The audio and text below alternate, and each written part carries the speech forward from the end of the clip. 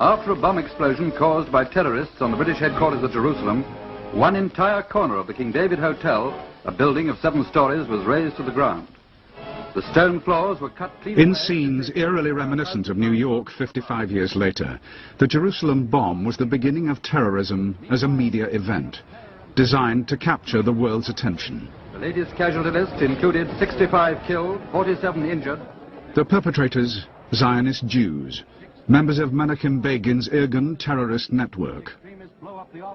Begin, who would one day become Prime Minister of Israel, described this tactic as turning Palestine into a glass house, where the entire world was looking in.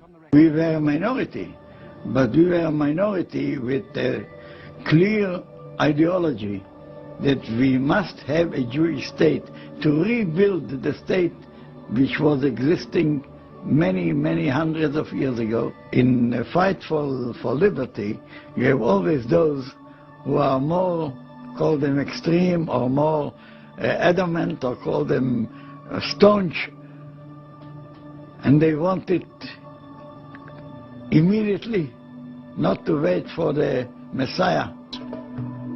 Jerusalem at that time, it was a fortress, and I walk through the town and put in my mind every place and think about how can we attack this place. If we succeed, it's very important the whole world will see that we can fight even the British.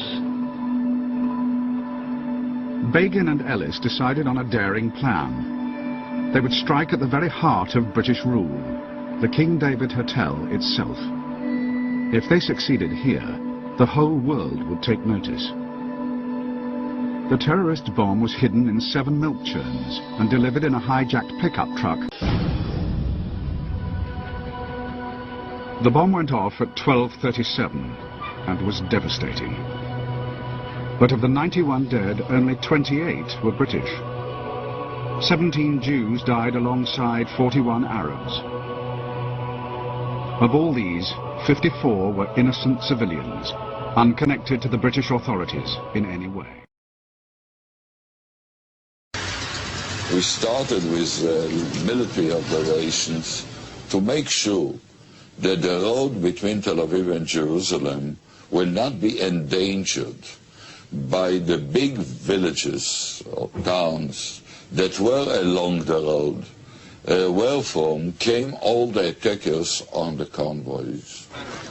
A special Haganah brigade was formed to open the road to Jerusalem. The system was to attack the village, to give warning to the civilians, to destroy the village. And by the elimination of the villages alone and adjacent to the road, we were sure that there would be no attacks. 2 Jewish extremist organizations, Irgun and Lehi, which had fought the British, were eager to prove themselves in the new war. It was such a tragedy. Deir Yassin was a lovely village. The events at Deir Yassin would haunt relations between Jews and Arabs for years to come. Deir Yassin had stayed out of the fighting. It was not on the Haganah's list of hostile villages.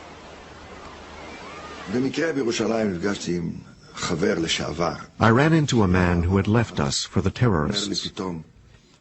He told me that the Irgun and Lehi had got permission from our commander to attack the village of Deir Yassin. He was very proud. Blared out, "Lay down your arms. Run for your lives." Then I heard our machine gun. I was kneeling down like this. When I looked up, I saw the village ablaze. Their attack lit up the whole village. The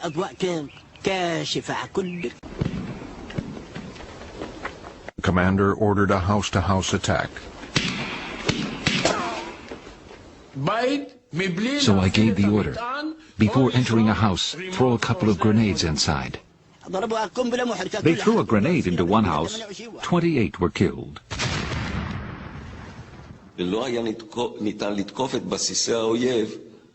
It was impossible to attack the enemy without hurting their families. It was difficult. It was painful, and I'm sorry we had to do it. But we had no choice.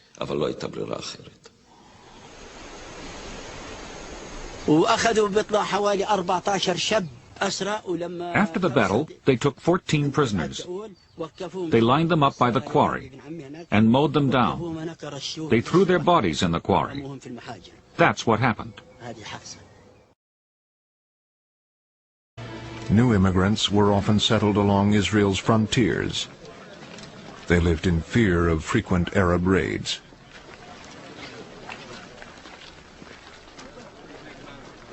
Ben-Gurion blamed Nasser for the raids. He ordered the Israeli army to retaliate by striking Arab countries harboring infiltrators.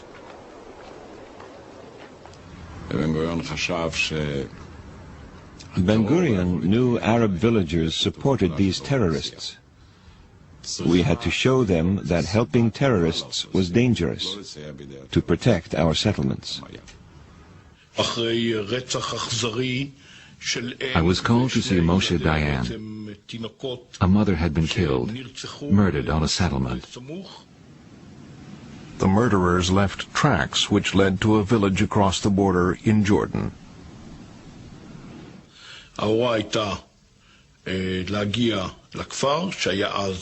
My orders were to reach the village in Jordan. We had to blow up as many buildings as possible and cause as many Arab casualties as possible. The tiny village of Tibia on the Israel-Jordan border is in ruins as dazed survivors relate how troops struck across the frontier at night.